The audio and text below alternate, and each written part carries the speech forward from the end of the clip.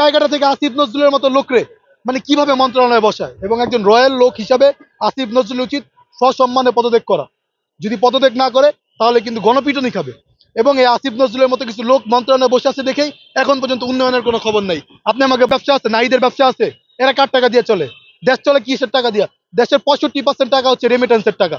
এখন প্রবাসীদেরকে প্রয়োজন পড়ে, এরা প্রবাসীদেরকে টিস্যুর মতো ইউজ করে ছুঁড়ে ফেলে দেয়। এই আসিফ নজরুল হচ্ছে এরকম একটা ভাইরাস, যদি ঢাকা ইউনিভার্সিটির শিক্ষক না হতো, রাস্তাঘাটে রিস্কালার থেকে গণপিটুনি খাইতো। প্রবাসীরা একে কান ধইরা দেখতেন মন্ত্রণালয় থেকে নামায় নিয়ে আসতো, যদি ঢাকা বিশ্ববিদ্যালয়ে আপনার শিক্ষক না হতো।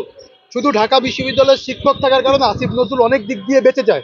এই আসিফ নজরুলের মতো নোংরা লোকরা ভারতের দাসত্ব করে, এদের মতো নোংরা লোকের কারণে আমাদের বাঙালিরা প্রতিবার গণ অভ্যুত্থান হয়, এবং এই আসিফ নজরুলের মতো আমরা কিন্তু আপনার আমাদের যেই গণ অভ্যুত্থানের ব্যাহত হয়। এই আসিফ নজরুলের দেখেন সৌদি আরব গিয়ে প্রবাসীদের সাথে রোমে গিয়ে ছবি তুলে সেলফি তুলে ফেসবুকে পোস্ট করেছে, আমি প্রবাসীদের কষ্ট বুঝি, তুমি আমার ঘোড়ার ডিমের প্রবাসীদের কষ্ট বোঝো। টিকেটের দাম ছিল হচ্ছে 30,000 টাকা। সৌদি আরব থেকে আপনার ফ্লাইট 17,000 টাকা দিয়ে আসা যায় সৌদি আরব থেকে বাংলাদেশে, আর যাওয়ার সময় লাগে 1,20,000 50,000 টাকা। অথচ এটা শেখ হাসিনার আমলে ছিল 40 থেকে 50,000 টাকা, 40,000 টাকা প্লাস ছিল। এখন সেই টিকিট 1,17,000 টাকা, 2 লাখ টাকা। গতকালকে 2 লাখ টাকা টিকিট গেছে। গতকালকে দুবাইতে ছিল 25,000 টাকা, সেই টিকিট আজকে হচ্ছে 50,000 টাকা।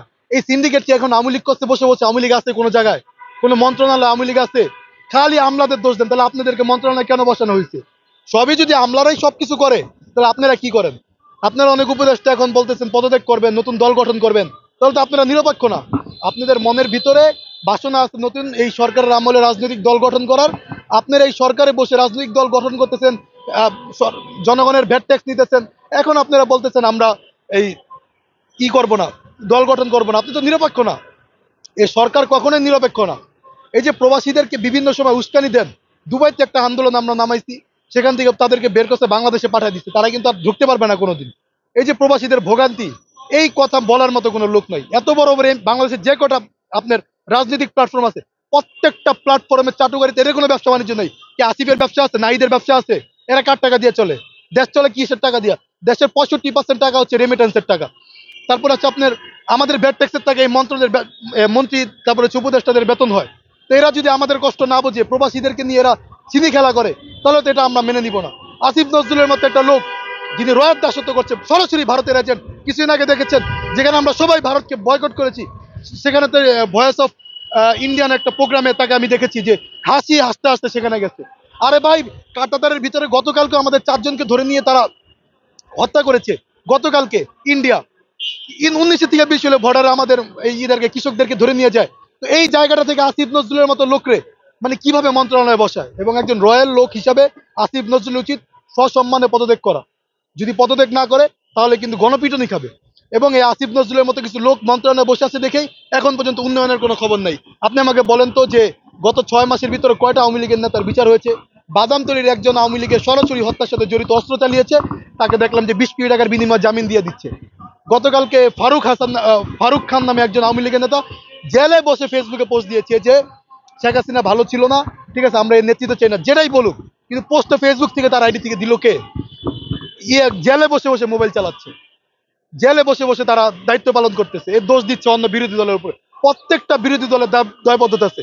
আমি এখন নাম বলতে চাচ্ছি না, গত আসিফ নজরুলের বিরুদ্ধে কথা বলার কারণে অনেক উপরের নেতারা কল দিচ্ছেন যে কেন আসিফ নজরুলের বিরুদ্ধে। আরে ভাই, আসিফ নজরুলের ইন্দোরে যদি দল গঠন করো, তাহলে বাংলাদেশে রাজনীতি করা লাগবে না। ভারতের দাসত্ব এদেশের মানুষ চায় না।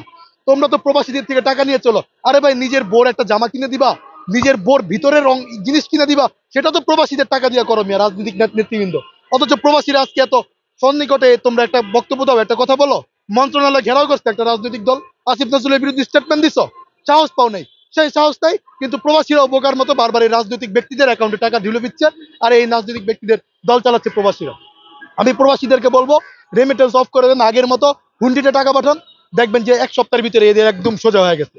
যতদিন পর্যন্ত আপনারা সলিড থাকবেন, হুন্ডিতে টাকা না পাঠাবেন, এরাও দেখবেন আপনাদের ঘাড়ের উপরে বসে আরো খাওয়ার ধান্দা করবে।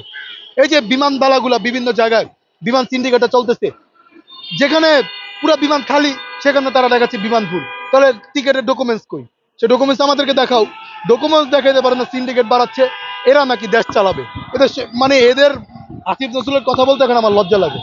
একজন রয়্যাল এজেন্ট যদি বাংলাদেশে সরাসরি রয়্যাল এজেন্ট যদি একটা মন্ত্রণালয় থাকে, যেটা আমরা সবাই জানি, ভয়েস অফ ইন্ডিয়ার প্রোগ্রামে যে গিয়ে হাসি তামাশা করছে, যে ভারতের বিরুদ্ধে আগে এত স্টেটমেন্ট দিত, এখন একটা স্টেটমেন্ট দেয় না।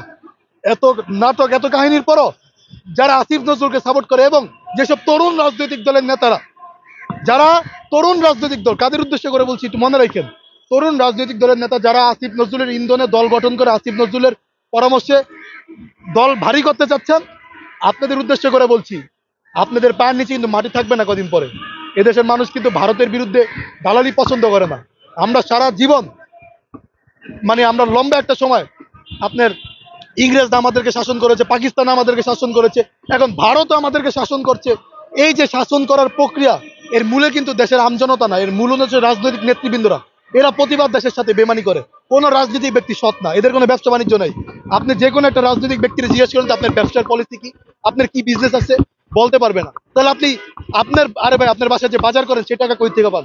পুরো উত্তর দিবে, আমি এই ইসের এই জনগণের পকেটের টাকা দিয়ে বাজার করি, না তো আমার কর্মীরা আমাকে দেয়। কোনো ব্যবসা বাণিজ্য নেই, এদের পুরো টাকাটাই মনে করেন হারাম।